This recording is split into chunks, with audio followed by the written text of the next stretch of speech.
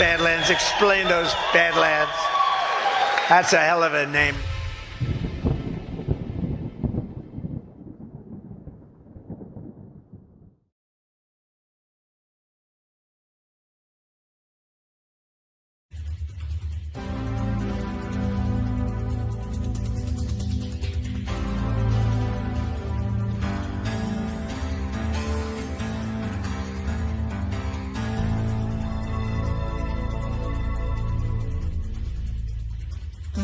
Good evening. Today is Black Monday, the day the Dow dropped more than 500 points. Please join me in welcoming George Soros. Everybody's panic. Everyone's everybody would try to find a bottom. To stand up and do something, become really engaged in the electoral process in this country.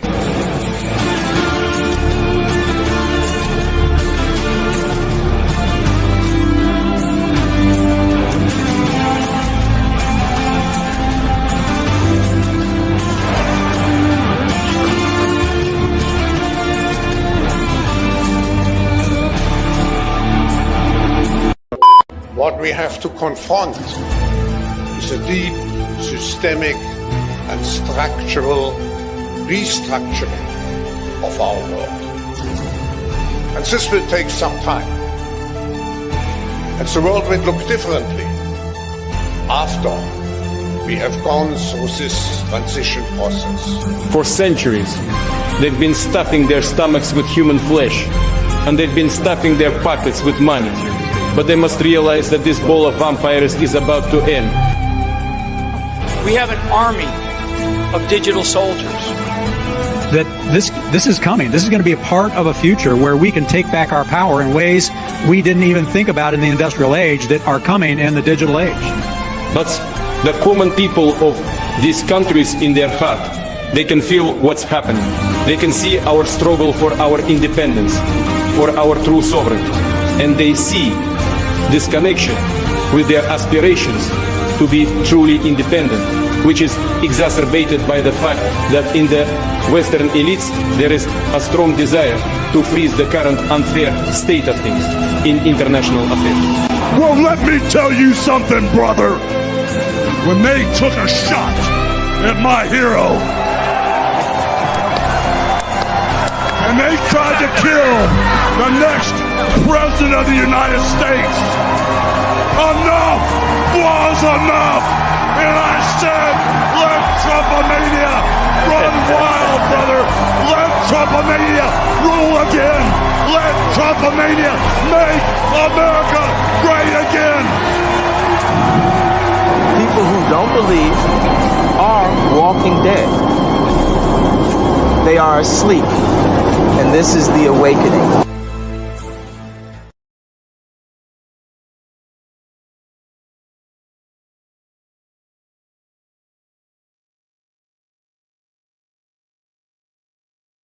Now, the public face of the new Russia, George focused on that a lot yesterday from Moscow. He's on his way back, but before that, he sat down again with the president and found out there is more than meets the eye. Robin, you can tell from my interviews with the two presidents that Barack Obama and Dmitry Medvedev like each other a lot. That may be because they're a lot alike. They're both young. Medvedev's only 44.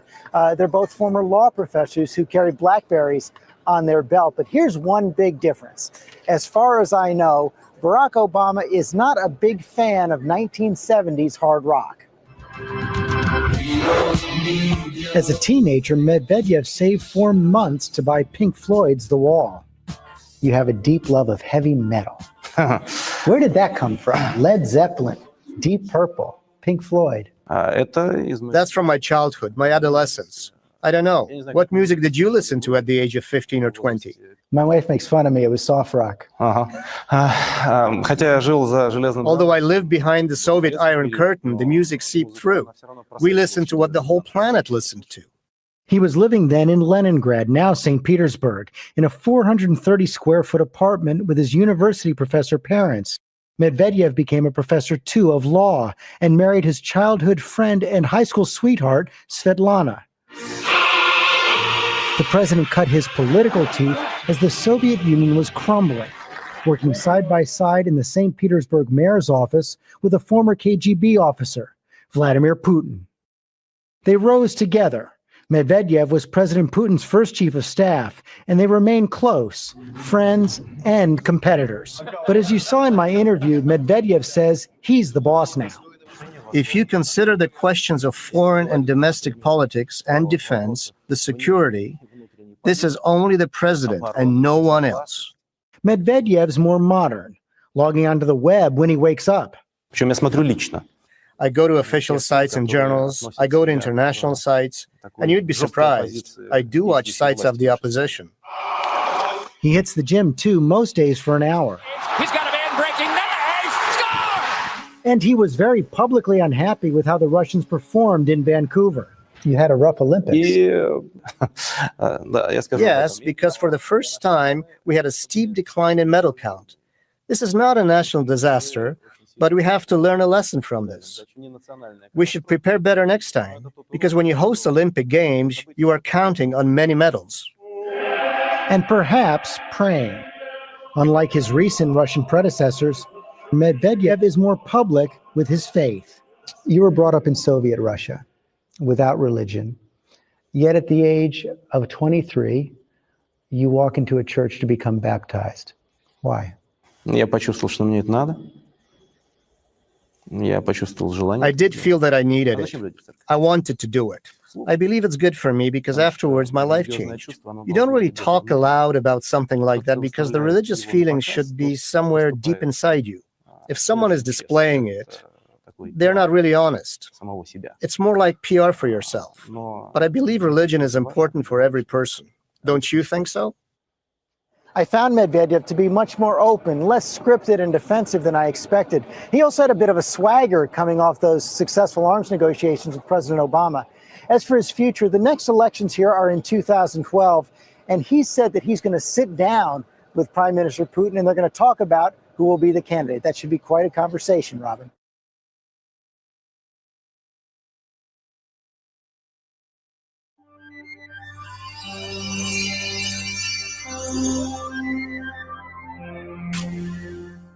After 4 days of discussion, last Thursday, the UN Security Council authorized to take all necessary measures to protect civilians from attack of Colonel Muammar Gaddafi's regime, specifically the eastern city of Benghazi.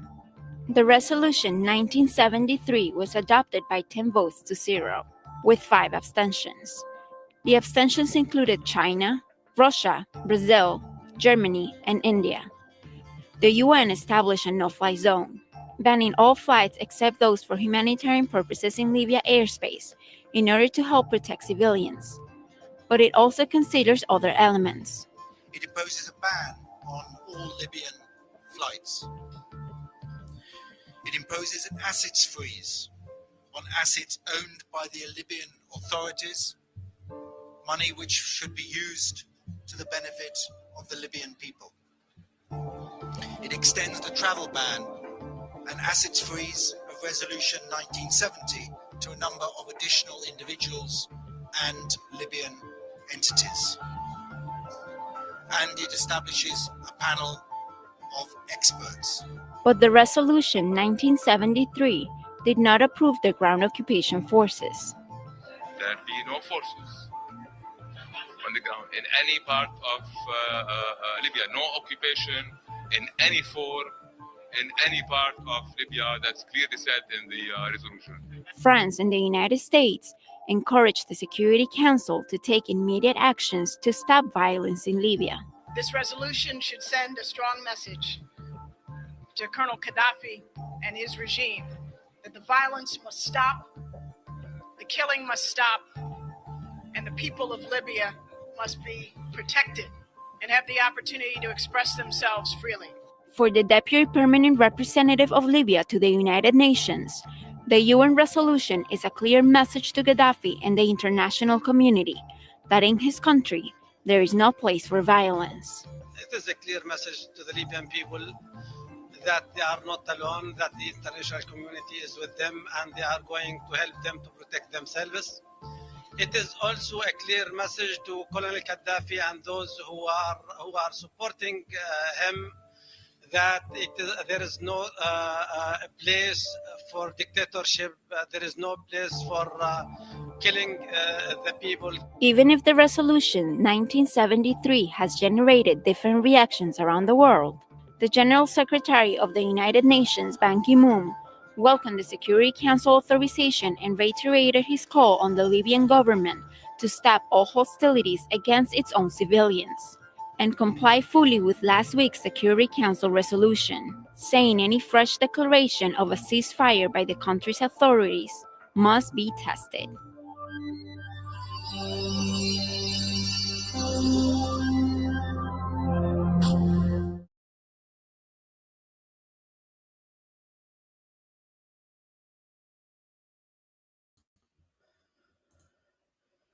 All right. Good evening, everybody. Welcome to the Book of Trump. I am your host, Gordon McCormick, the ghost of bass Patrick Henry. Today is November 24th, 2025. And this is chapter 38, Dmitry Medvedev. So this is the show, to remind everyone, where we try to understand, we try to lay out the first draft of history from the perspective of the America First movement, the MAGA movement, looking back over the course of Donald Trump's life, using him as the organizing spine. But obviously a lot of the episodes and the rabbit holes we go down really have very little to do with Donald Trump, and more so to do with the characters, the people, the places, the events, and the countries that he has come to interact with as president. So tonight last week we did Tom Barrack, who was one of Trump's lieutenants, his special envoy, his oldest friend. So now I thought it made sense to now pivot to Russia and do one of Putin's lieutenants. And it makes the most sense, I think, to begin with Dmitry Medvedev. We'll certainly want to do an episode on Kirill Dmitriev, the Russian special envoy for economic development to the United States. But Medvedev has a really interesting story. And I think it also, as I was preparing for this, just diving into what he did and what happened around his presidency, a lot of reruns, so to speak. There's going to be a lot of things that we're going to talk about that are going to sound very familiar that I doubt you've heard of. But it's going to sound like the things that we're looking at now today are almost like echoes of what Medvedev and Putin were doing back in Russia. So before we go any further, let's begin. Let me check in on the chat and make sure that, all right, no one's telling me that I'm muted or off air. So I think we're good. But let's start with a word from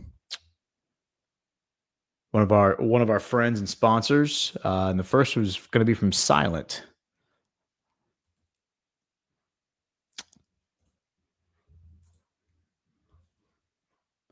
Introducing Silent, empower your right to disconnect with Silent Faraday cage bags. In a world where tech never sleeps, our mission is to keep you safe, private, and healthy. Our patented technology shields your devices from hacking, tracking, and EMF radiation, giving you autonomy over your digital life. Disconnecting sparks creativity, strengthens relationships, and brings peace of mind. With Silent, you get effortless gear built with integrity, always staying one step ahead to protect your data and security. Choose Silent and reclaim your freedom to disconnect. Visit badlandsmedia.tv/Faraday and use promo code Badlands to snag your 10% discount. That's badlandsmedia.tv/Faraday, promo code Badlands.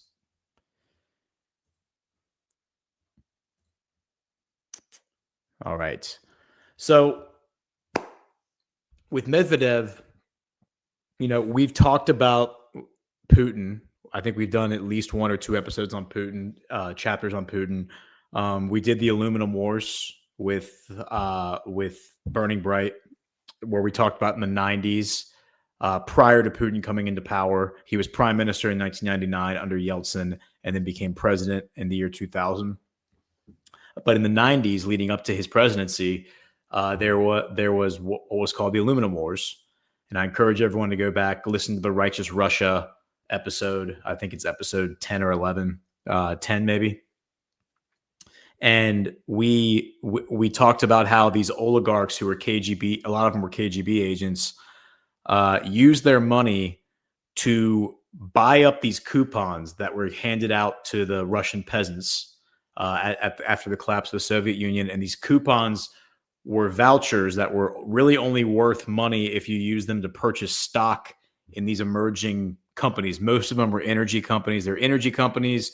They were raw resource companies. Aluminum became kind of those were the largest companies that kind of came out of this, which is why it became known as the aluminum wars. And what these oligarchs would do is they'd come down and they'd offer people cash in exchange for their vouchers at a heavily discounted rate. So a $25, I think the vouchers were $25 a piece, and they'd offer them like $5. And they say, here's $5 cash. And in the eyes of these peasants who really didn't, most of them probably didn't fully understand capitalism and fully understand, like shareholders and all that, the dynamics of investment. But even if they did, like, what did they care about investing in these companies? They needed cash. Most of them were struggling economically. So they happily sold their vouchers, and these oligarchs used those vouchers to buy up all the shares of these companies for themselves. And they became the elite of the emerging Russian nation. So during the 90s, you had, as that ABC George Stephanopoulos interview explained, Putin was working in St. Petersburg, and Medvedev became his chief of staff. And so that's where they got to know each other. Medvedev was from the education route. He was a law professor. He was really more on like the technology side. He was more in the academia before really getting into politics in the late 90s. But I think given his background in academia, in economics and law, he was primed really for a political career.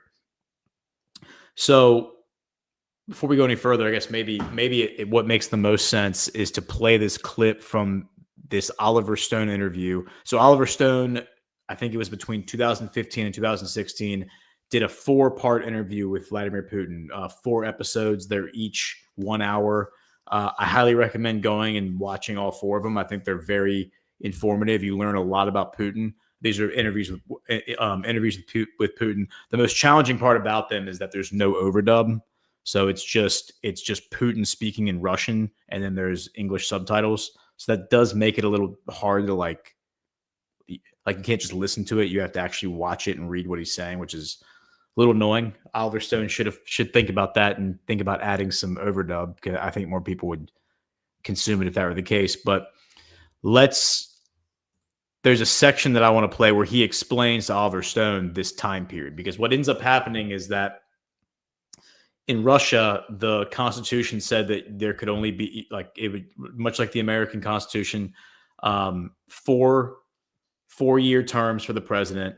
Unlike the American Constitution, which actually does not stipulate that you can only serve 2 terms, the Russian Constitution says you can only serve 2 consecutive terms. It sounds like it was a little vague.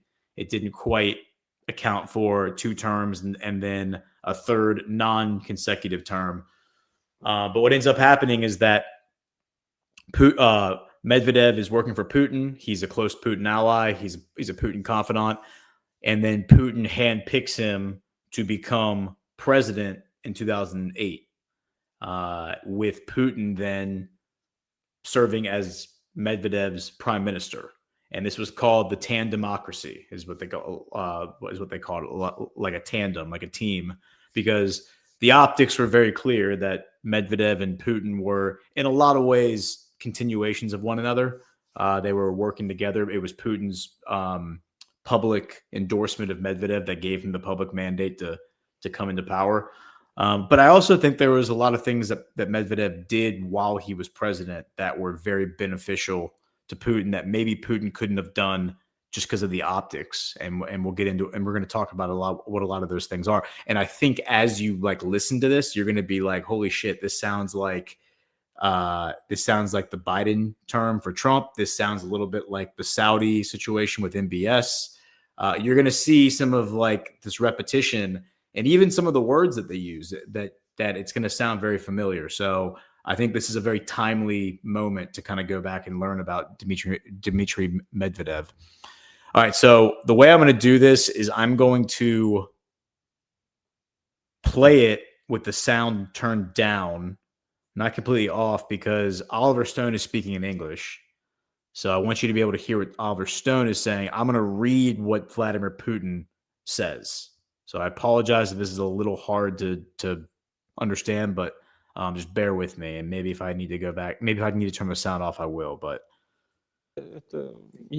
okay, so he's saying now there was just a handful of those. He's in mid thoughts. So we'll wait for him to get to a conclusion here and get into his next point. He cut the poverty rate by 2/3. Okay, so Oliver Stone's talking about the poverty rate. You cut the poverty rate by 2/3 in the span of 8 years. 12 years, really. I think he's crediting him with the Medvedev presidency. Putin says that's correct. For the old people, pensions. Yes, many. 2,700 rubles was the average income. In 2012, 29. Okay, so 2,700 rubles was the average income, annual income in Russia in the year 2000, and 29,000 rubles, or over 29,000 rubles, was the average income in 2012. So that just goes to speak to the economic strides that Putin made, which were enormous during his presidency, and then continued under Medvedev. 10,000 rubles. Immensely popular in 2004. He's reelected with 70% of the vote. And a little more than that. So 75% of the vote, at least. 2008, because 2 terms are only allowed, you become the prime minister. Well, you worked hard when you were prime minister too. Yes, I worked hard and was quite successful on the whole. But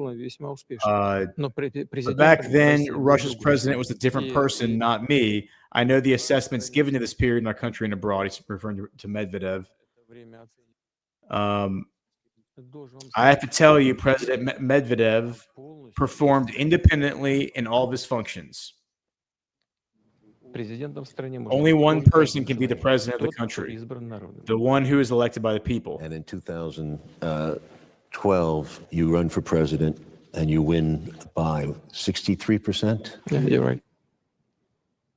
3 times. So he wins. He comes back and he wins 63% in 2012. President, 5 assassination attempts, I'm told. Not as much as Castro, who I've interviewed. I think he must have had 50, but there's a legitimate 5 I've heard about. Yes, Castro. He says, yes, I talked with Castro about that. And he said to me, do you know why I'm still alive? And I asked him why. Because I was always the one to deal with my security personally. Okay. I do my job, and the security officers do theirs.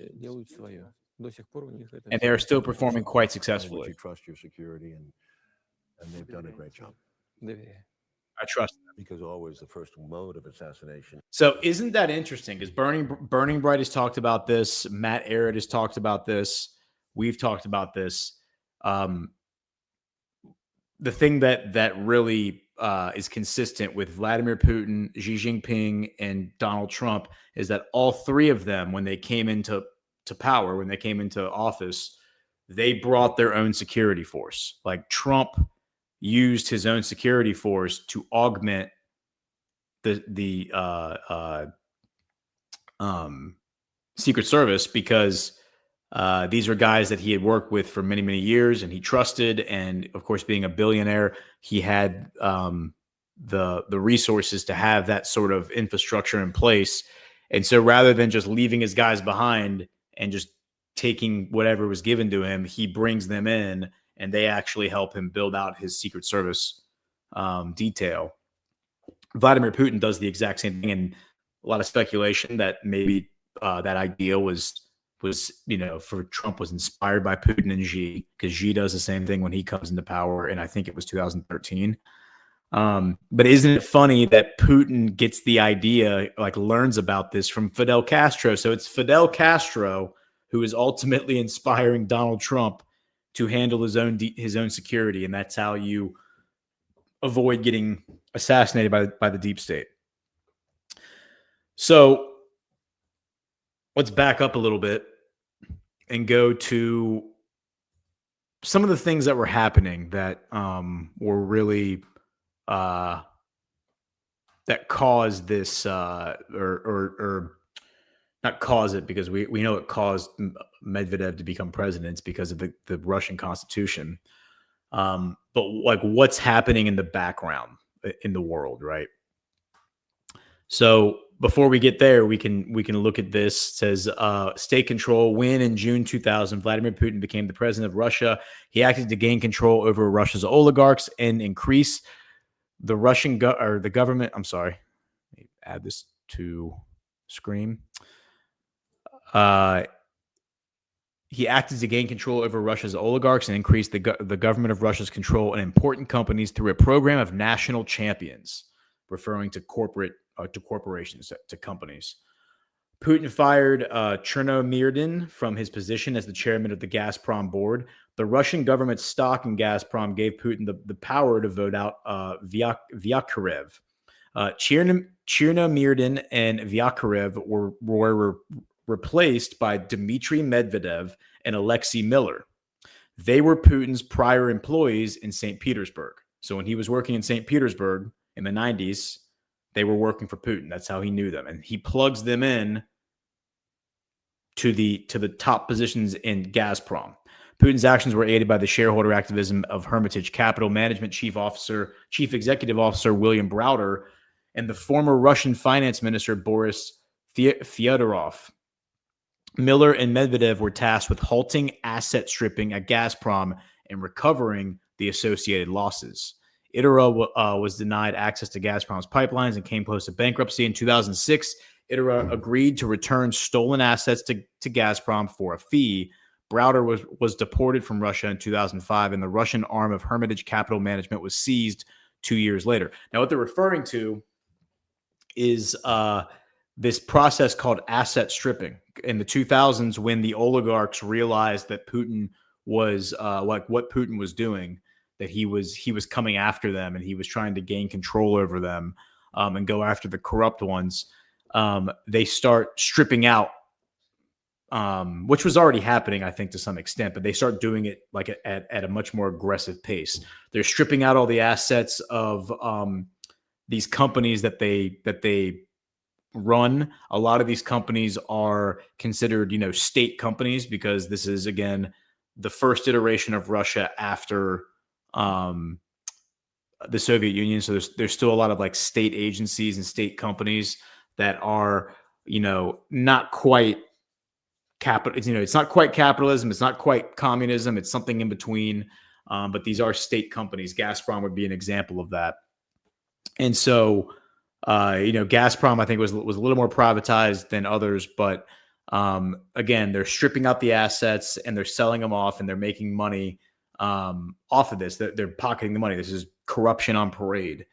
And Medvedev and Miller are tasked with going after these oligarchs that are doing this, getting the assets back, and referring the oligarchs, figuring out who's doing it, and then referring the names to the proper people who are then going to go after and arrest them.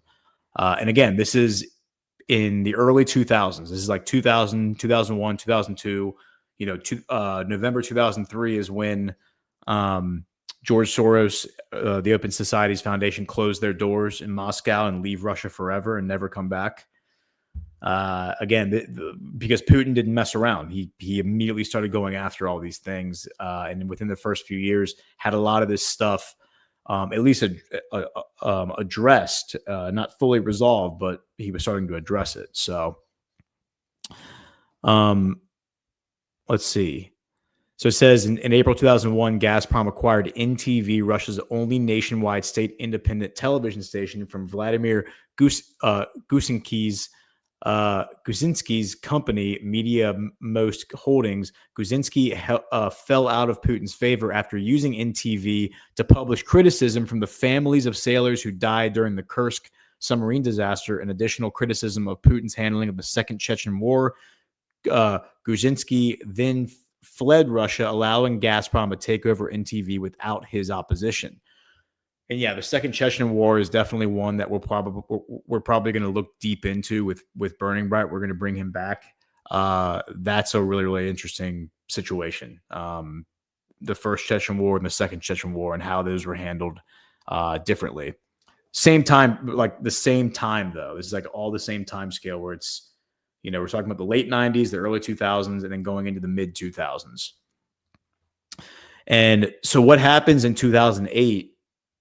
Because unlike the American elections where like we say the election of 2008, but the president doesn't, Obama doesn't come into power until January 2009. The elections in Russia, I believe, are actually held at the end of 2007 or maybe the very beginning of 2008. And then Medvedev is in power early in 2008 and Putin is prime minister. And so in August of 2008, there is there's hostility in Georgia, and let's just, for everyone's benefit, let's just pull up a map, and we'll show everyone where Georgia is in relation to Russia. This is going to be familiar territory for all of you who've been watching my shows in the Middle East. Okay, so here's Russia,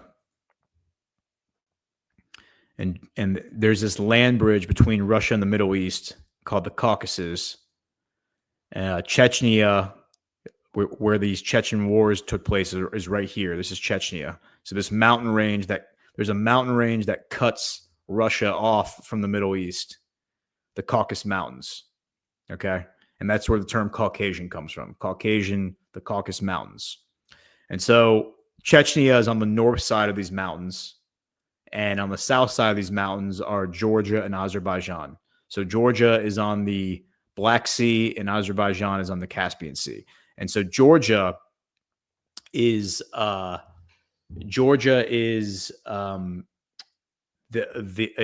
this conflict takes place in 2008. And effectively what it is it's a proxy war that George Bush and NATO run against Putin. And they're running it primarily in Ossetia. You have South Ossetia here and North Ossetia. And you can even see these dotted lines on this map right here in Ossetia. And then over here in, what's this called? Akbar. I think it, let me flip back here. I have it on this map. Abkhazia, that's what it's called. Abkhazia. So you have Abkhazia up here, and then you have South Ossetia right here. So basically the Georgian offensive begins August 7th through 10th. And then Medvedev authorizes the use of Russian forces to go into Georgia and deal with this. It's very similar, almost identical to what you're seeing happening in Ukraine, where these Georgian military forces are being used against the people. They're attacking Russian people. They're attacking people who are loyal to Russia, who are loyal to Putin. And then so Putin sends in, and really it's, even though Medvedev is the president, it is Putin, the prime minister, who is actually on the ground in North Ossetia, which is Ossetia. I think I'm saying it right. I don't know, but so there's Chechnya right there. And you have Putin on the ground in Algiers with the Russian 58th Army on television, rallying the troops, leading the troops, visibly being there like on the front lines. And despite being prime minister, not president, and Medvedev is then meeting internationally with first George Bush and later with Obama to like talk about this stuff, because this is something that kind of, the aftermath of this played out for a few years. But effectively, this is NATO trying to start a war with Russia. Just like with Ukraine, NATO was trying to get Georgia to join NATO, which still has not happened to this day, but it is a process that is like underway, right? And so Russia takes that obviously as an offense. And rather than get too deep into the weeds as to what actually happened with the Russo-Georgian War of 2008, we're actually probably going to bring Matt on and maybe somebody else to do just an episode on that, because I think that deserves its own little deep dive. But the point is you can kind of think of it like Ukraine. It's Ukraine, but different, but a different area, where Georgia is asking for NATO to come help them. Hey, come help us fight these dastardly Russians. And Medvedev is the leader of Russia at the time. So the aftermath of the Georgian War in 2009 leads Medvedev to sign something that is called the Strategy 2020. And this is really interesting, because this reminds me exactly of Mohammed bin Salman's Vision 2030, which is like, hey, we're going to modernize Russia. I mean, we're going to modernize Saudi Arabia and bring in a high-tech economy and all that stuff. Medvedev is saying the exact same thing in May 2009 for Russia. He says, by 2020, Russia is going to do all of these things. And I have a list of what those are. So here is the actual from the Russian Presidential Library. Here's the actual document. It's officially called the National Security Strategy of the Russian Federation until 2020, but it became known as Strategy 2020. It's obviously all written in Russian, so we can't sit here and read it together as a group, but I do have it translated and simplified into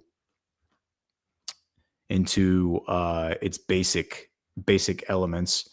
And so the basic elements, the core principle or the core pillars are, number one, economic modernization, which Medvedev called economic modernization, having a modern economy, a national security prerogative. Again, it's a national security prerogative. This is something you've heard Trump talk about, and you've heard Scott Bessent talk about that the economy is national security, right? You've heard Putin talk about that. The economy is national security. Medvedev is the one who first lays this out and says the economy is national security. And this is 2008. I mean, this is 2009 that he's signing this, but he comes into power in 2008. So the global financial crisis has occurred, and this is the fallout from it. And Medvedev is a technologist. You heard him mention that in the ABC article. He is what we would call a technocrat, though I don't think we would view him the same way we would view like Bill Gates and some of these other like psychopaths. He's not a psychopath, but he's a technocrat. Like they were saying, in that interview in 2008, he wakes up and he checks the internet for the news instead of reading a newspaper. I think at the time, people his age were still reading the newspaper. In magazines and stuff, but he was waking up and checking the internet and reading the internet. And so he's more of a technocrat than a lot of the people around him. The second pillar, redefinition of threats from NATO to internal weakness. Well, let me just hit some of the bullet points on that, on the economy. Economic growth and technological innovation are the foundation of national security. The key points are overdependence on raw materials is a strategic vulnerability. So we shouldn't just focus on aluminum and oil and, steel. Like, we should get into higher technologies. Priority on nanotechnology, high tech, aerospace, IT, medicine. Call to reduce Russia's reliance on oil and gas revenues. So, hey guys, we should diversify our economy because our economy is way too dependent on just oil and gas. What does that make you think of? It's Vision 2030. That's Saudi Arabia. Saudi Arabia is doing this right now. They're diversifying their economy. They're diversifying their public investment fund. Emphasis on investment, climate, rule of law, and anti-corruption. So pillar number 2, redefinition of threats from NATO to internal weaknesses. Putin's 2000 doctrine placed NATO as the primary threat. Medvedev's 2009 strategy kept the West, NATO as a concern, but moved internal problems to the top of the threat list, primary threats as defined by Medvedev. Number 1, low competitiveness of the economy. 2, corruption. 3, demographic decline. 4, technological backwardness. 5, weak public administration. And 6, over-militarization of economic planning. And basically his argument in the last point was, the Soviet Union was very rigid with its economy. It was a communist society, right? So he says we need to let the free market. We need to like let up the regulations and let the free market kind of take control and let the marketplace kind of take us where it's going to go, as opposed to us dictating to the marketplace where we want to go. Pillar number 3, a more cooperative foreign policy framework. Support for arms control, START renewal, non-proliferation, START renewal, I believe is like disarmament of nuclear weapons, right? Support, which again, Trump and Putin are talking about that now. It's very relevant now.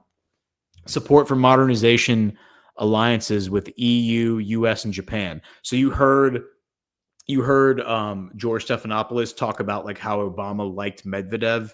Medvedev was kind of considered like a liberal compared to like Putin's conservative.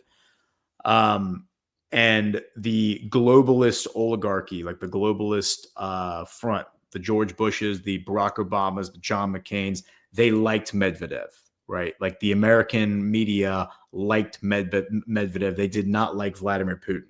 So they saw Medvedev as like this fresh start and somebody they could work with, because like, hey, this guy's a technocrat. He's going to let some of these corporations come into Russia and start doing business. Like this could actually be how we get like our foot back in the door after Putin drove everybody out and drove Soros and everybody out. This might be our way back in. Which is, for that reason, I used to look at Medvedev as like Putin's rival. Like I actually viewed him as maybe like a deep state guy. But the more I've dug into it and read it, I now understand that I actually think that this whole period, this 4-year period, was highly orchestrated by Putin, the same way that the Biden administration, I think, was highly orchestrated by Trump, in order to demonstrate to the Russian oligarchs, but also to the Russian people, why certain things have to be the way they are. But it also allowed for a lot of these reforms to happen, and for Putin not to take to bear the brunt of some of the growing pains that were going to come out of it. So it says support for arms control, START renewal, non-proliferation, support for modernization alliances with EU, US, Japan, outreach to NATO via the Russia-NATO Council, joint missile defense proposal to Obama, later sabotaged internally. Now, again, in that Oliver Stone interview, Putin explains that when he first came in, even though these bullet points talk about Putin identifying NATO as a problem, that wasn't until towards the end of his presidency, his first 8 years. At the very beginning, he was trying to bury the hatchet with the West. He went to George Bush and said, let's develop a joint missile defense program together. That will be a sign of the times. If we're both using the same missile defense equipment, then we will be on equal footing, and we don't have to worry about us firing missiles at one another. And George Bush Sr., the father, actually told him to pound sand, and was like, no, we're not going to do that. F Russia. So Medvedev then takes the same proposal to Obama, and Obama basically tells him the same thing. Yeah, pound sand. Emphasized Russia's multipolar role. So you're like, Putin talked about multipolarity when he was president the first time around. Medvedev continues to champion that, but he softened the confrontation language of the 2000s, because there was a lot of confrontation language, especially leading up to the Georgian War. And so the third, so those are the three pillars. The next step, the next aspect of this strategy 2020 is specific sectors prioritized in the strategy: security services and military support for The Serdyakov reforms, we're going to talk about those in a minute, calls for professionalization rather than reliance on mass conscription, de-emphasized nuclear first use rhetoric at the time. That's so funny. So like de-emphasize the nuclear first use rhetoric at the time, which is hilarious because Medvedev has been the guy in like the Trumpomania soap opera who has been escalating the nuclear rhetoric with Trump. So here he is in his his strategy 2020 saying, hey, we should really stop like throwing around the nuclear threat as liberally as we always do. And we should just stop doing that because that doesn't help things, right? The Cold War is over. And then here he is in the past couple of years talking about how, like, especially over the past year, how Russia's going to nuke London and nuke DC and nuke New York and nuke Paris. And then Trump's like, oh yeah, well, I'm going to move a nuclear sub, as close to Russia as I can get it. Like, again, it's when you go and you dig into this stuff and you realize that this is what they actually are all about, you can really stop and laugh at some of the narrative that's out there now. Energy and natural resources. So Medvedev's strategy was condemned the resource curse, which he referred to the aluminum wars. Like they were too dependent on raw materials and didn't have, selling raw materials to other countries as opposed to having the means to refine those materials themselves and then turn them into more refined resources that could then be used to develop high technologies. Called for the rational use and diversification, encouraged foreign investment and partnerships outside state giants. So encouraging foreign investors to come into Russia and invest. And this was, of course, seen as a threat by certain people around Putin. And we're going to talk about those guys. Science and technology, priority for the Skolkovo Innovation Center. We'll talk about that in a minute. Civilian tech research, reducing military industrial bloat. Social stability and demographics, focusing on raising life expectancy, increasing fertility, migration reform. So there you go. Immigration reform. This is this is a full 7 years before Donald Trump. Information security, much softer than the post 2012 Putin doctrine. Okay, and then this is a good little chart that I can use to compare and contrast before we move away from the strategy 2020 and move into the next thing. Here's a good little compare and contrast of how Medvedev's 2020 strategy contrasts with Putin's later 2015 doctrine after he comes back into power. And so the primary threats in Medvedev's strategies: internal weaknesses, corruption, and over-reliance on energy. Putin 2015 strategy is NATO expansion, U.S. destabilization, and information attacks. Medvedev's economic model is modernization and diversification. Putin's strategy in 2015, import substitution and state corporatism. Foreign policy, cooperation. Medvedev is cooperation, legalism, modernization, alliances, and Putin's later is confrontation with the U.S. and EU and the pivot to China, which begins under Medvedev, by the way. Security emphasis. Medvedev wants to emphasize the economy, the social policy, conventional forces, while Putin later looks at nuclear deterrence and sovereignty ideology. Information policy. You have under Medvedev the open internet, innovation rhetoric, and then under Putin, sovereign internet. I think it's called Rosnet. I think that's like the Russian internet, and information control. And then under the energy sector for Medvedev, it's diversify away from oil dependence. That's the Saudi Vision 2030 strategy as well. And then for Putin, it's state-led hydrocarbon dominance, which is Sechen's agenda. We'll talk about Sechen here in a second.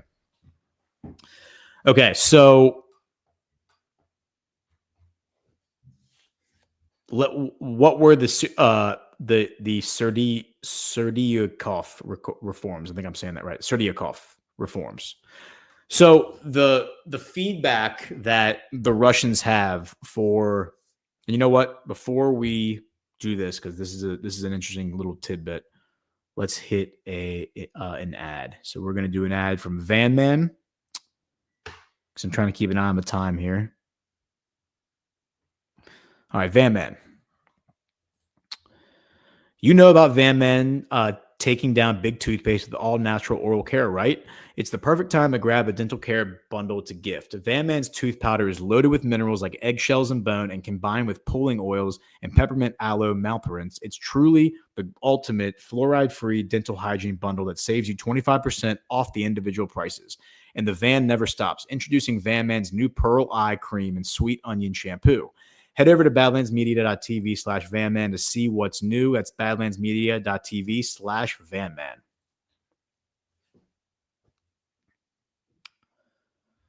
All right, and thank you to Van Man.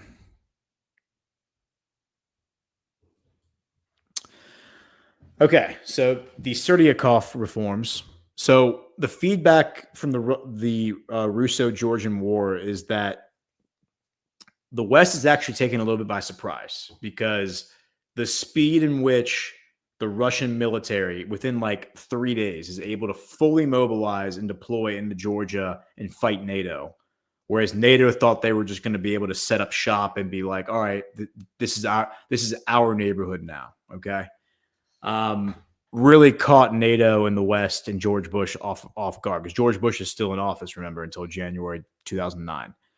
Caught them completely off guard. Their assertion, the foregone conclusion on their side is that Putin was preparing for this, that Putin was very much aware of what they were about to do, and basically had amassed the Russian military and prepared them for the counteroffensive. However, despite that, there were some glaring inefficiencies that were discovered during the course of that battle.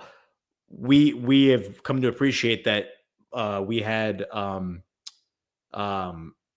Lieutenant Colonel Oak on here weeks ago, and we were talking about how Ukraine, the Ukraine war has become a laboratory for developing the next generation of kinetic maneuver warfare, right? Because like now you have very small squads, like a couple of guys with a drone, with like some drones, maybe with some anti-tank stuff, being able to move around very quickly and fight tanks, fight drones, engage in this hybrid war, like maneuver warfare.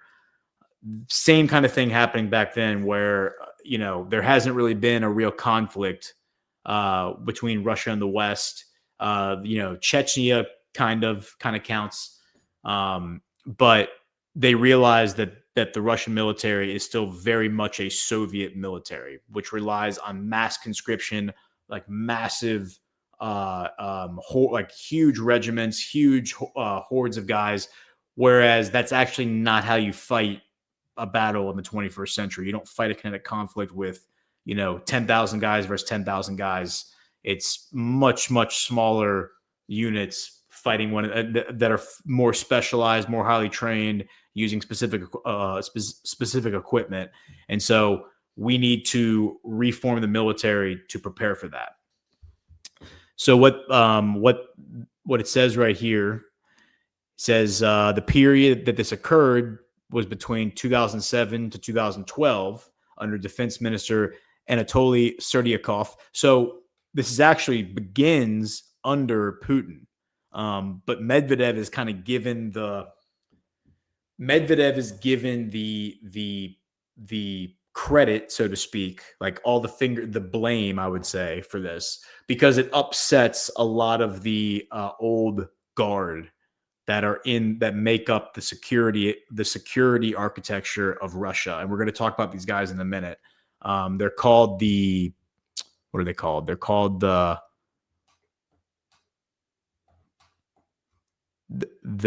Siloviki. Siloviki is what they're called. The Siloviki are the guys who are like the former KGB guys, the FSB, from intelligence, from military, the guys that you think of when you think of the KGB, like those are the Siloviki, and they are Putin's backers, who are very pro-military, pro-intelligence, like military-industrial complex. So when they hear, hey, we're going to reform the military to make it smaller and more efficient, they don't like that idea. That sounds like a threat to them. But of course, Medvedev gets the blame for it. Okay. So the purpose is to transform Russia's post-Soviet mass mobilization army into a smaller, modern, professional force capable of high readiness operations. The political context is launched under Putin, but deeply aligned with Medvedev's modernization agenda and bitterly opposed by the Siloviki, especially the GRU, the the General Staff, and Sechen's network. We're going to talk about Sechen, like I said. In the summary in one sentence, the Serdyakov reforms eliminated the Soviet-style mass army, cut the officer corps in half, replaced divisions with brigade-based rapid reaction forces, slashed bloated command structures, introduced Western-style professionalization. That would be like Prussian standards, right? Which is how all European armies are based on that now. And attempted to break the power of the military-industrial security bureaucracy, provoking enormous internal resistance, which again, this might be part of the reason that Medvedev was absolutely necessary. Putin could have reformed the constitution during his first or second term and just stayed in office, but instead he lets Medvedev come in. Medvedev actually reforms the constitution to allow for Putin to come back and serve as many terms as he wants.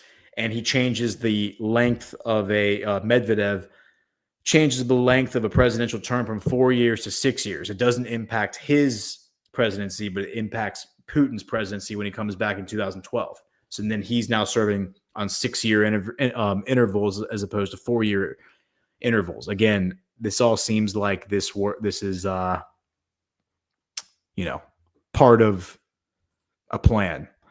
So why were the reforms launched? The 2008 Russo-Georgian War exposed failures despite winning the war, because Russia did win the war. Russia's military performance revealed huge systemic problems: poor communication between units, obsolete equipment, lack of professional NCOs, confused command chains, mobilization-only units that were useless in real combat. Russia's armed forces were still Soviet. Before the reforms, there were 1.3 million personnel on paper, but they found that only 300,000 of these soldiers were actually usable. So you had 1 million soldiers on paper who were being paid, but weren't actually useful at all in a military context. Units existed at 5 to 20% strength, meaning that 80% of every unit were not combat ready. Divisions required months of mobilization to function, which again, that kind of speaks to what the allegations are from the West. Like if it takes them months to mobilize, then how were they able to mobilize against Georgia in 3 days? And it's because I think Putin probably saw it coming, just like he saw Ukraine coming as well. Officer corps were massively inflated. There was obviously a lot of promotion in the officer corps, and guys who were getting paid money they probably didn't deserve.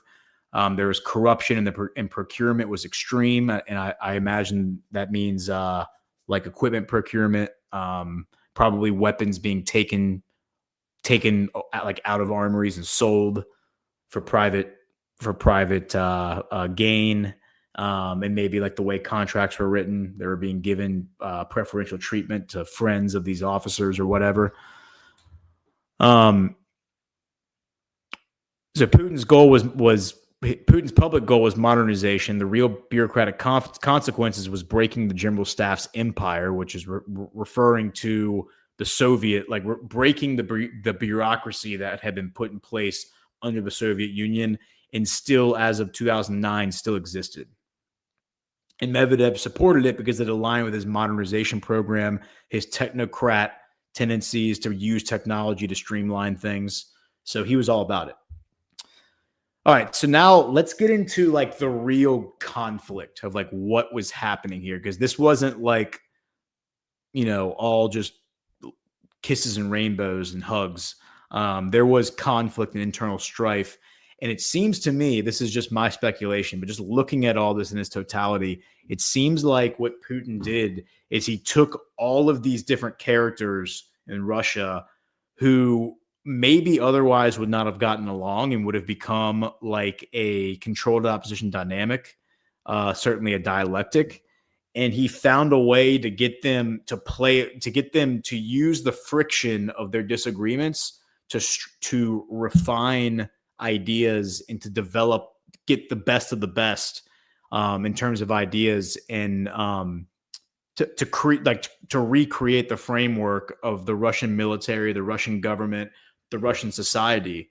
Because as it's really explained, if you go and you look into this stuff, even though Putin has always kind of been considered the conservative to Medvedev's liberal, as the ABC clip explained, none of these Russian leaders before Medvedev were openly Christian, because again, in the Soviet Union, no religion, right? So that wasn't something that like the Russian people were used to seeing. However, when Putin comes back in for his third term, it's widely seen as him taking this hard turn into conservatism, into nationalism, into populism, into kind of like the Make America Great Again ethos, but for Russia. But he really comes to embody that way more so than he did during his first 8 years, when, he's trying to bury the hatchet with the West. He's talking to Hillary Clinton. He's talking to George Bush. He's talking to Barack Obama. He's like, hey, can't we just get along? Like I thought we were going to be friends. They're all telling him to pound sand. He realizes this is all futile. These people actually don't want to be friends with Russia. They want to kill us all. And they're all a bunch of satanic worshiping, they're Satan worshiping pedophiles, basically. And that he has said that a number of times in public speeches, that the West is run by a bunch of Satan worshiping pedophiles. And I think he absolutely means that when he says it. And obviously I think a lot of this audience would agree with him. So this era can really be like Putin's system, the system that he kind of designs, is two main factions. You have Medvedev's technocrat modernization. They're called the modernizers, the liberal technocrat bloc. Okay. And then on the other side, you have the Siloviki energy bloc, as it's called, the security industrialists. So these are the guys who are from the GRU, from the FBS. These are all former KGB intelligence officers, military guys. And don't think of this as like, oh, well, if they're intelligence, they must be bad, like CIA bad. Remember, Putin was going after those people as soon as he came into power. These are the people who were left over, who were, who Putin viewed as earnest Russian patriots. They just had that same mindset, and they viewed the security architecture of Russia as very important, because Russia, throughout its multi-thousand-year history, I can tell you this from studying Russian history back in college, the history of Russia, which is without a doubt the most tragic and sad of all histories out there, is basically just Russia being attacked nonstop by its enemies on all fronts, whether it's China or Japan or the Europeans or the Mongolians or whoever, right? Like, they're being attacked at all times from all sides, which is why they've always had a very strong security architecture in order to defend their borders. They have obviously the largest border of anybody of any country in the world, because of on both sides, right? So they're led by this guy named Igor Sechin. Okay.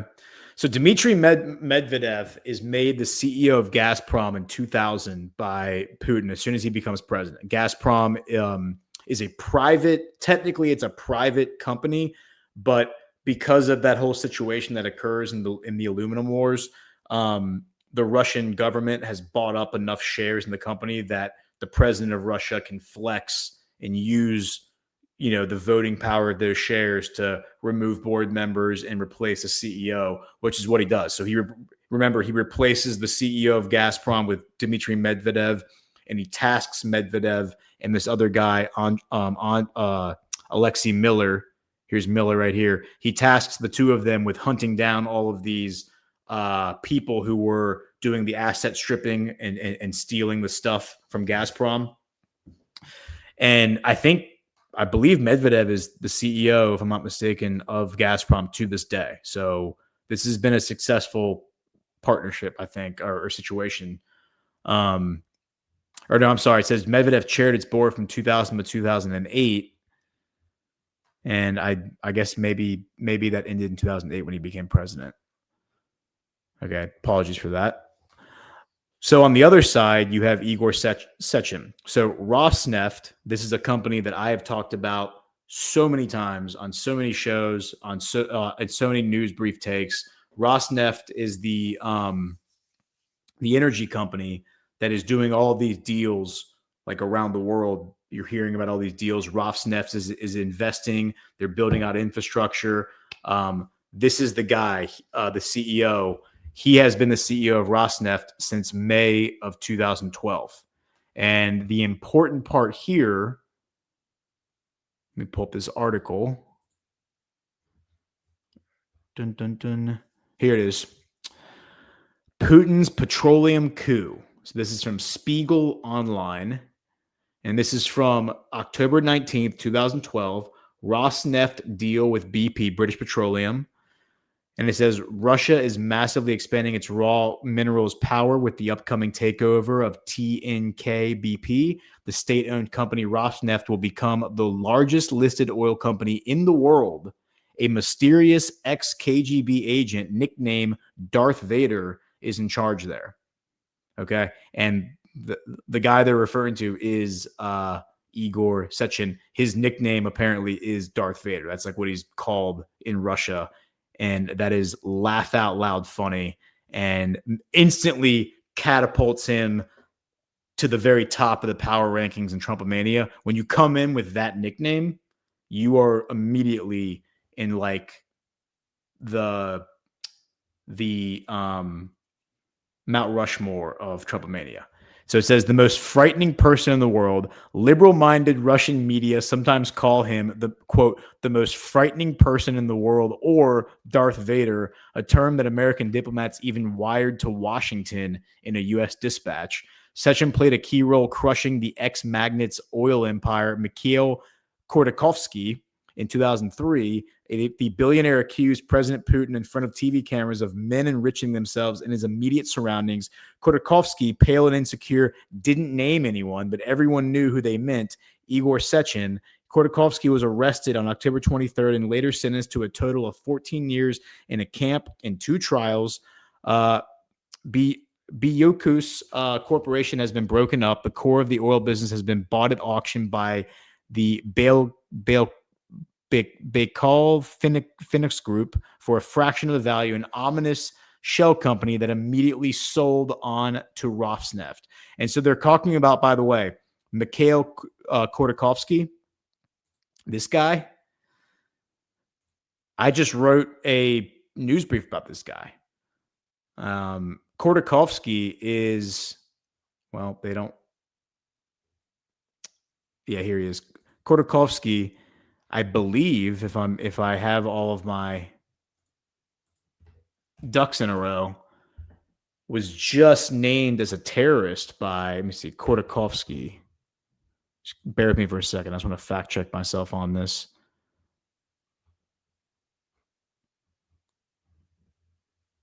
Mikhail Khodorkovsky was just written about in RT in the news brief that I did last week. Yep, here we go. October 14th, disgraced Russian ex-oligarch wanted over coup plot by the FSB. Mikhail Khodorkovsky and other exiled opposition figures are looking to seize power in the country, the agency has said. So this guy is currently being hunted by the FSB. He's currently being hunted by the Kremlin. He's being accused of trying to overthrow the current Putin regime right now in 2025. And there's a picture of him right there. Okay, and they list him as the former head of Yukos Oil Company, Mikhail Khodorkovsky, speaking during a conference. And then if we go back to this article, they mention the Yukos Oil Company right here, and how Yukos was broken up and then sold off. So this guy was like accusing Igor Sechin of being corrupt, but actually he was the corrupt one. He was just projecting. He was projecting that onto Sechin, and then he actually was the one who was corrupt. And so he was arrested and put in prison for 14 years. And I've done a dig on his background. He is super sketchy. He's got a very sketchy background with ties to all the places that you would think of. And yeah, we'll talk about him another time, but interesting cat. Okay, so we got Gazprom versus Rosneft in this dynamic. So we're going to look at a few of these people. I know we're kind of coming up on the clock here. I kind of view tonight as like, if we just kind of get to know Medvedev a little bit and we kind of get to know some of these players in his periphery, we're going to keep coming back and we're going to be looking at this stuff from different angles and different perspectives, and these characters are going to show up. So we're creating a really, really nice framework, a nice foundation, so that, you know, when you talk about 2016, 2017, 2018, these are all the players who are in the background helping Trump, really, from the Russian side. The Sovereign Alliance. Who is the Sovereign Alliance? Well, it's not just Putin, it's a whole oligarchy. So the allies of Igor Sechin, and these are the guys who make up the Silovik.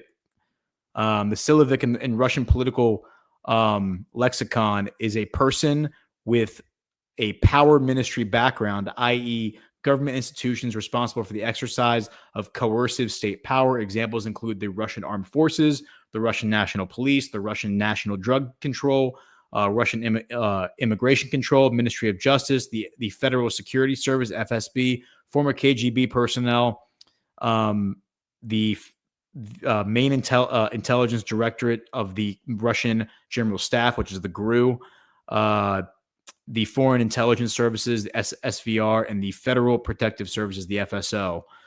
All of those things, those all make up what's called the Silovik or the Siloviki. And yeah, so that's who these people are. So here are just a few of these people. Some of them are going to sound familiar. One of them is Sergei Shoigu.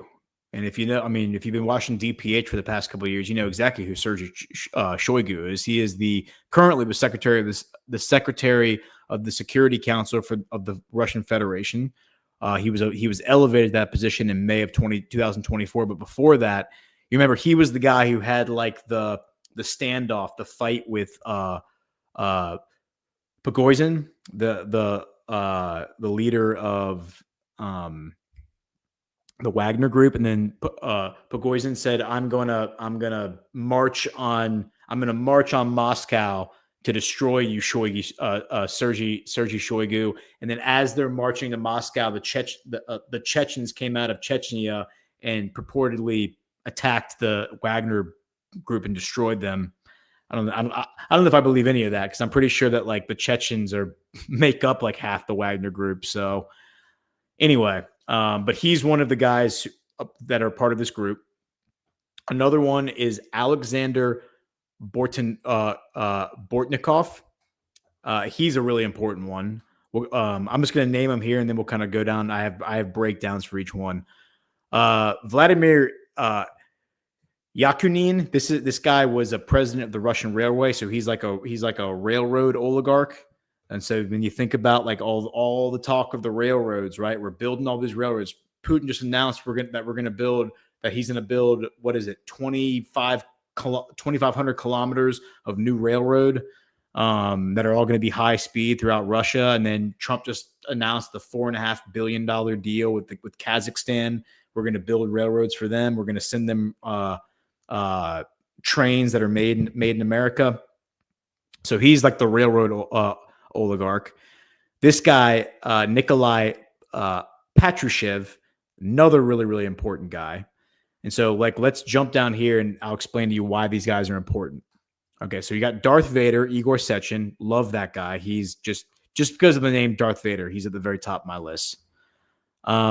Nikolai Patrushev, he played a key role in the decisions to seize and then annex Crimea in 2014 and to invade Ukraine in 2022. He is an aide to the president of Russia, but formally He was, let's see, a security officer and former intelligence officer who served as the secretary of the Security Council of Russia from 2008 to 2024. He previously, before that, from 1999 until 2008, which would be Putin's first term as president, first as prime minister in 1999, and then president from 2000 to 2008, he was the director of the Federal Security Service, which is like the the FSB. That's like the CIA, like FBI of Russia.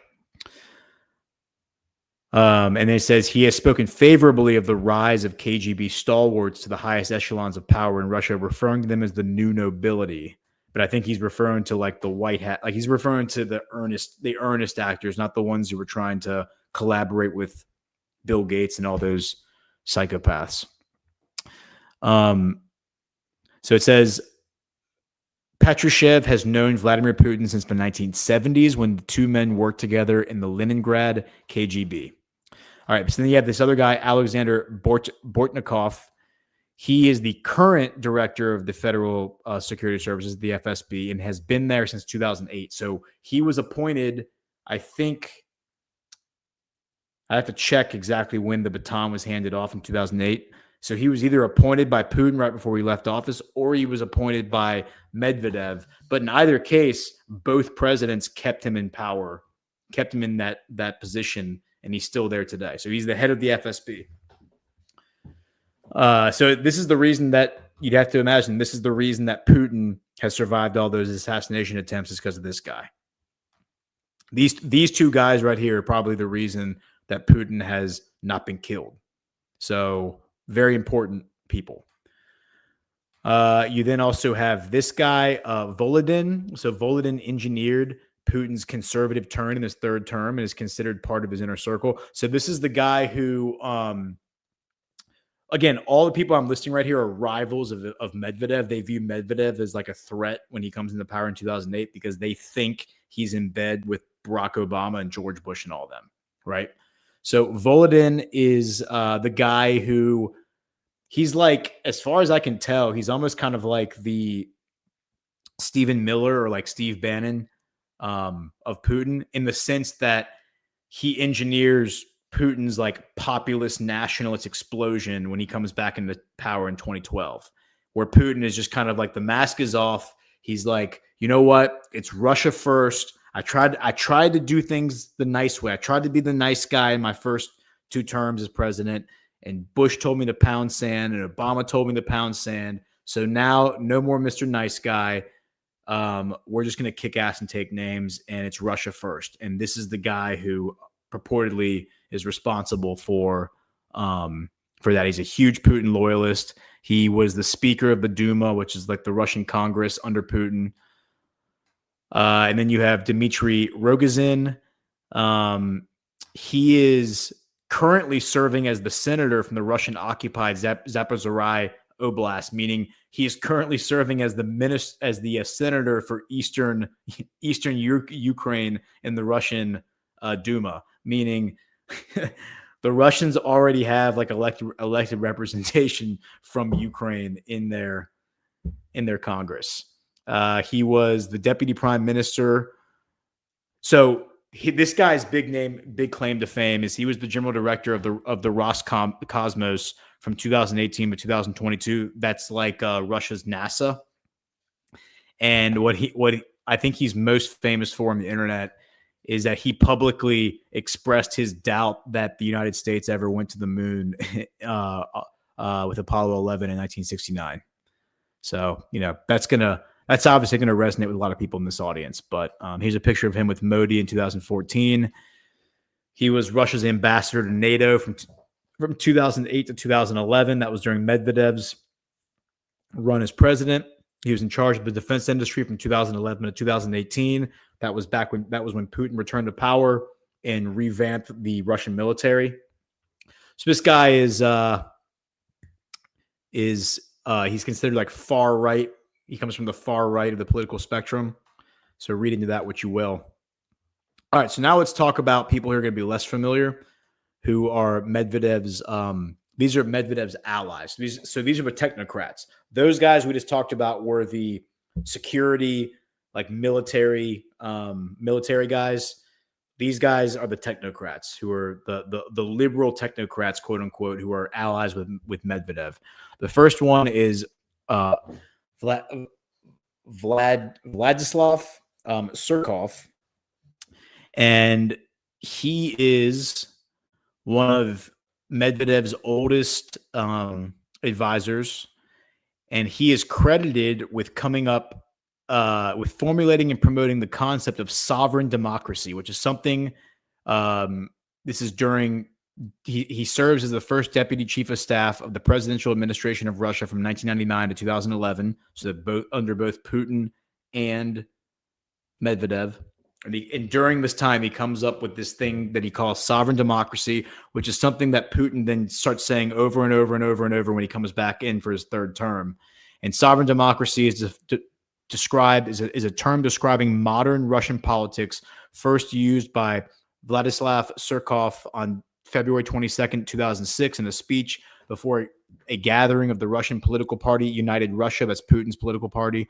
According to Surkov, sovereign democracy is, quote, a society's political life where the political powers, their authorities, and decisions are decided and controlled by a diverse Russian nation for the purpose of reaching material welfare, freedom, and fairness by all citizens, social groups, and nationalities by the people that formed it.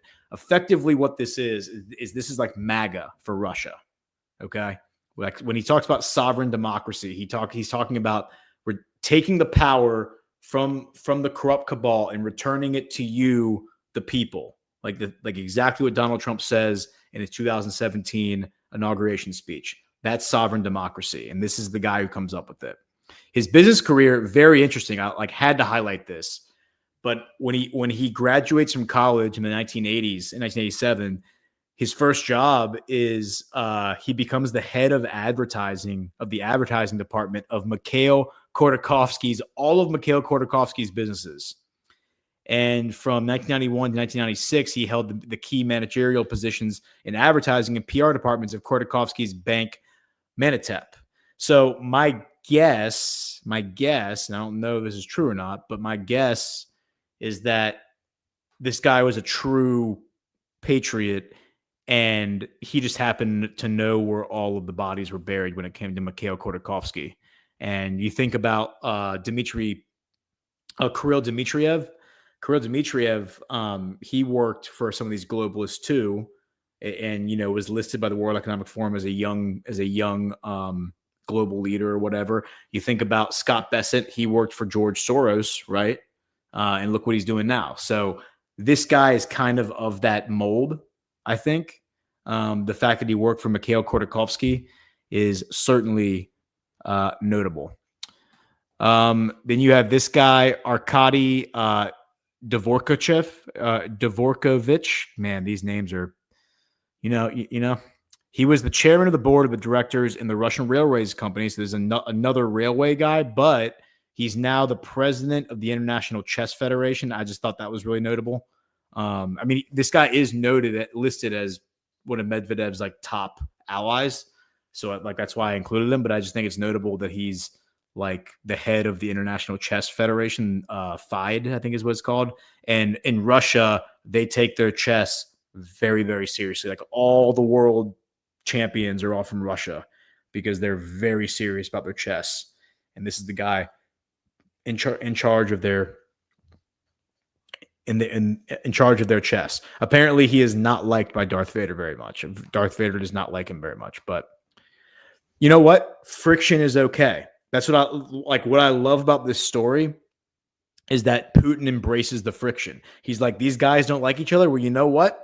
You're going to work together, and we're going to get the best of both worlds here because we want the modernization. We want, all the things the technocrats want. We want the high tech. We want all that stuff, but we also want the security and the peace through strength and, all the fifth generation warfare stuff that's going to come out of the military guys. So you have Shuvalov.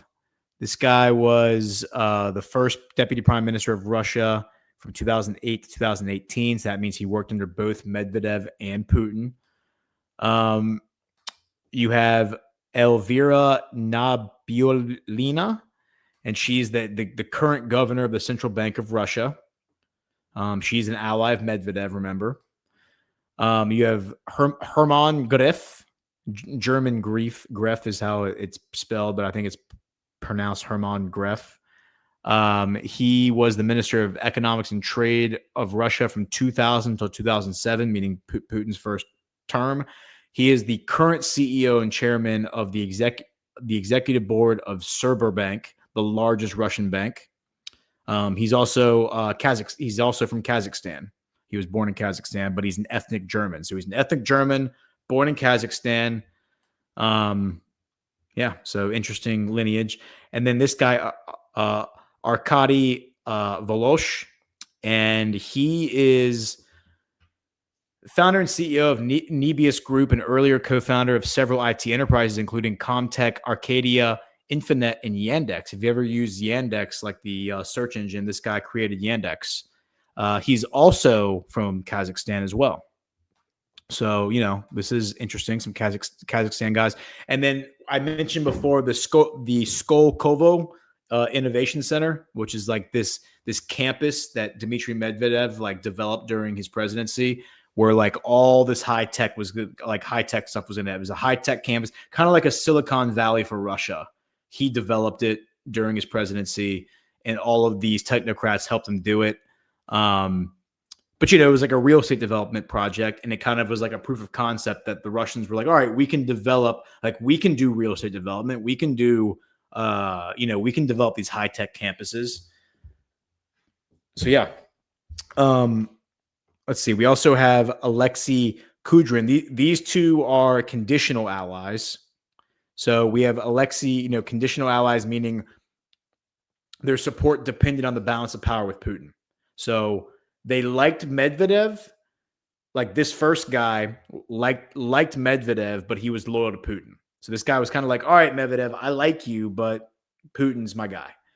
And that would be Alexei Kudrin. And he is a Russian liberal politician and economist. Previously, he served as the chairman of the Accounts Chamber from 2018 to 2022, and as the finance minister from 2000 to 2011.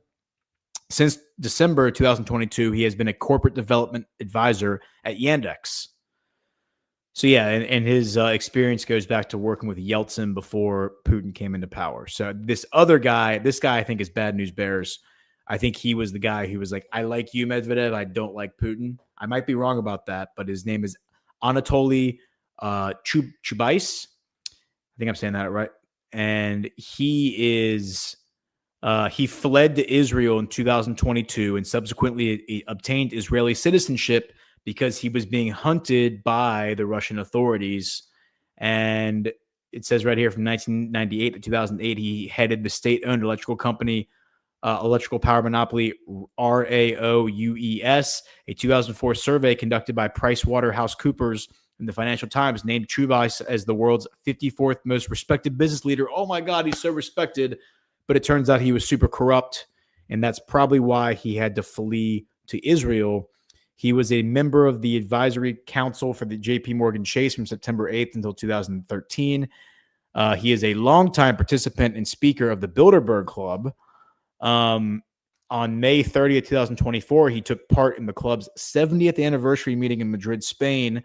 That same year, he founded the Center for Russian Studies at the Faculty of Social Sciences at Tel Aviv University. He is currently an acting member of the Global Board of Advisors of the Council on Foreign Relations. If you don't know what the Council of Foreign Relations is, that is about as bad news bears as you get when you're talking about the globalist regime. Oh, look, and he's involved in something called MIGA. Like, is that supposed to be make Israel great again? No, it's actually the Multilateral Investment Guarantee Agency. But you know what? I don't like it. It's MIGA. We don't like MIGA around here. We like MAGA. It says, according to Yeltsin's daughter and chief of staff, Tatiana Yumasheva, Chubais opposed the nomination of Vladimir Putin as prime minister of Russia and Yeltsin's successor in 1999. Although Chubais believed Putin was qualified for the position, he feared that his appointment would be rejected by the State Duma, allowing the Communist Party of the Russian Federation to gain a large enough parliamentary majority to amend the constitution and start a civil war. Did he actually think that, or was he just trying to seed a narrative that they were going to start a civil war if Putin came into power? Yeah, this guy is definitely bad news bears. Enjoy Israel, Chubais, however you say your name. All right, so the battle over energy privatization. Medvedev's plan was a partial liberalization and transparency reforms, allow foreign credit partnerships and Western corporate governance, and privatize segments of Rosneft and other firms. Sechin's counter, Darth Vader's counter to this, his counter plan was total resistance, use the FSB and investigative committee to sabotage reforms, and then frame privatization as Western infiltration. And now the AI is saying that Medvedev's privatization agenda was dead on arrival, and Sechin's security networks kill it internally. I actually don't think that's entirely true. I'm totally speculating here, but from like reading into all these different players and like seeing what roles they played and how their like timeline progresses through over the past 20 years, it seems to me that Putin used Medvedev's plan to kind of open up the gates and be like, all right, guys, come on in, let's do business. And like while that's happening, the FSB guys are all just observing, like super suspicious, just observing all the Russian oligarchs. Who's doing what? Like who are you meeting with? Who are you doing business with?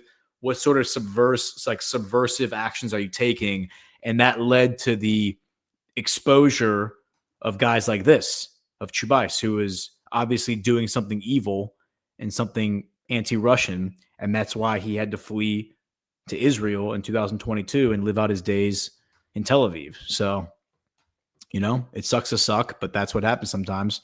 Oh, didn't even hit this guy because I was a dummy and put him on this side of the page. But Sergei Narishkin, this guy was really interesting too. He, this is a Medvedev ally. Okay. He is the director of the Foreign Intelligence Service, incumbent. And let's see, what was it about him that was really interesting? It was a Russian politician. He serves as the Foreign Intelligence Service since the director of Foreign Intelligence Service since 2016. Previously was the chairman of the State Duma and the Kremlin chief of staff. He was also the chairman of the Historical Truth Commission from May 2009 until it was dissolved in February 2012. Narishkin has the federal state civilian service rank of first-class active state counselor of the Russian Federation. Let's see. He graduated from Leningrad Institute of Mechanics. He was the first secretary of its Komsomol, which was the Communist Party's youth wing. From 1978, Narishkin studied at the Moscow Higher School of the KGB for 2 years in the French section, while Nikolai Tokarev also studied at the Higher School of the KGB at the same time. In the 1990s, he also graduated from the International Management Institute of St. Petersburg with a degree in economics. Let's see. So yes, I mean, this guy like grew up in the Soviet Union, but he like embraces privatization and like the free market, which is what Medvedev's all about. So I thought that was kind of interesting. But these guys will probably come up in other moments. I mean, Alexei Miller is. We didn't really get a chance to talk about him, but he is a Russian businessman, the deputy chairman of the board of directors and the chairman of the management committee, the CEO of the Russian energy company Gazprom. So yeah, so Medvedev was the CEO before, and then ever since Medvedev left in 2008, this guy has been the CEO of Gazprom since 2008, which is Russia's largest state-owned company and the world's biggest public energy supplier, especially ever since they bought out the T&K division of BP. They bought out this major subsidiary from British Petroleum back in like 10 years ago. And that's what made them like really put them on the map internationally. All right. So we are up against the clock here. So we want to wind this thing down. But so what happens at the end of Medvedev's presidency? Well, in 2011, the UN passes what is known as Resolution 1973. I played it as a cold open because I wanted to make sure we got to it. that clip of Condoleezza Rice talking about a no-fly zone over Libya. This no-fly zone is one of the public justifications that Putin uses, among other things, to come back and run for president. Because he says Medvedev made a serious mistake by abstaining. There's 5 permanent members of the UN Security Council. I think it's 5 permanent members, and then there's 10 that are on rotation. I think it's 15 total. The 5 permanent members are the winners of World War II. That would be America, France, Britain, Russia, and China. And any of those 5 permanent members can veto anything that comes up. Anything that comes up, you can veto it, no questions asked. They had the opportunity to veto this, and instead, Medvedev abstained from voting on it. And what Resolution 1973 did ultimately was that it established a no-fly zone. And look at this paragraph right here. This is the actual document from March 17th, 2011. And it says, taking note also of the decision of the Council of the League of Arab States on March 12, 2011, to call for the imposition of a no-fly zone on Libyan military aviation and to establish safe areas in places exposed to shelling as a precautionary measure that allows the protection of Libyan people and foreign nationals residing in the Libyan Arab Jamahiriya. Now, remember, the Arab League expelled Assad in 2011, and it was Hillary Clinton that did that. Secretary of State Hillary Clinton that did that. And one of the reasons that Assad was expelled, Syria was expelled from the Arab League, is because Assad opposed this. When they went to go vote on this, Assad stood up and said, this is bullshit. If we establish this no-fly zone, we are basically creating a situation where NATO is going to go into Africa for the first time ever, and they're going to do to Africa what they've been doing to all of us for the past 100 years, what they've been doing to Eastern Europe and Russia for the past 100 years. If we let them do this, we cannot impose this no-fly zone. This is a major mistake. And remember, the conditions, the premise for why this was all necessary was because Al Jazeera was reporting at the time that Gaddafi was giving his soldiers Viagra and ordering them to rape women in villages that were sympathetic to ISIS. And we later found out that story was completely made up, was not even true. And for that reason, NATO, for the first time ever, went into Africa, their first official operation in Africa, toppled a government, Gaddafi, killed him, and then looted his armory, sent the weapons to Turkey, walked him into Syria, handed him to the rebels, and told the rebels to go overthrow Assad. And the rest is history. Those rebels, of course, became known as ISIS. And so now we're just connecting dots here. But all this stuff is connected. And so Putin uses this as a sign of weakness. And he's like, this is like, Medvedev, you're too weak. We need to come back. I need to come back and fix this. But see, I think that this is all a dialectic. I think Medvedev was a dialectic that Putin was using because he was trying to convince not only the Russian people, but more importantly, the Russian oligarchy that, hey, we can't make friends with these people. Look at all the things Medvedev did to placate Obama and Hillary and all those people. Remember when we saw the little meeting where Obama says, wait until I win my second term, and then I'll have a lot more flexibility. Tell Putin I said that, right? He's talking to the Medvedev people because they thought Medvedev was one of them.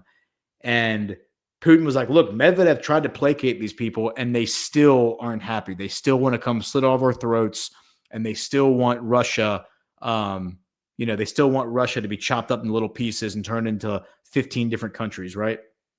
We cannot work with these people. The only thing we can do is oppose them. And that's the only path forward. And that's what Putin basically champions in his third term when he comes back after Medvedev. All right. So I think we covered a lot tonight. I think we got to a lot of good stuff. But again, this is just all going to come back. This is all going to come back because Medvedev has been out there saying a lot of crazy stuff to Trump. Trump says a lot of crazy stuff to him.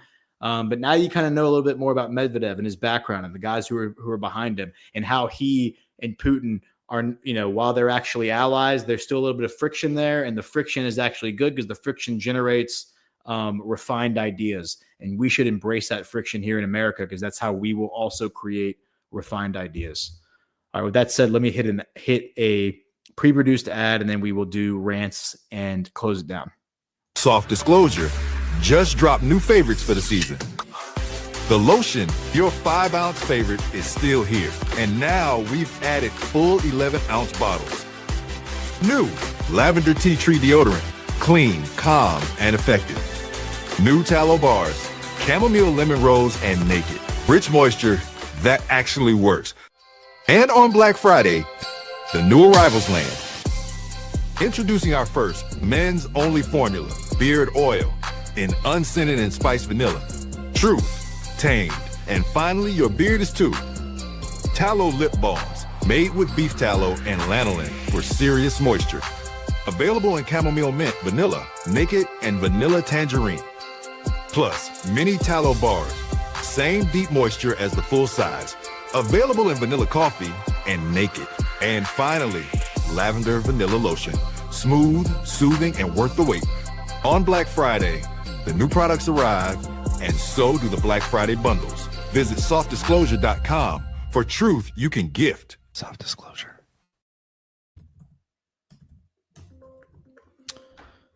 All right.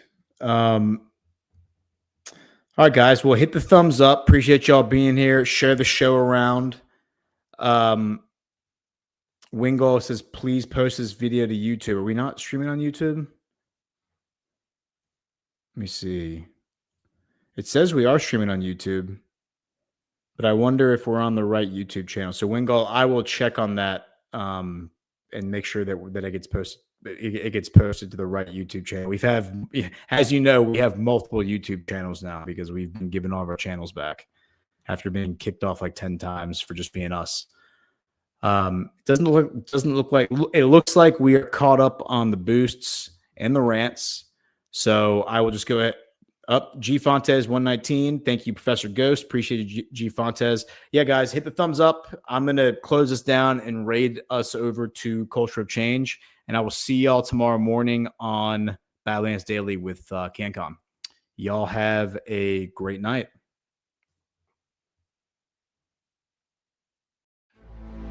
Thank you so much for joining us, and don't forget to hit the thumbs up on this video. And a special thank you to all of our advertising partners. Please remember to shift your dollars to support those businesses that support Badlands Media.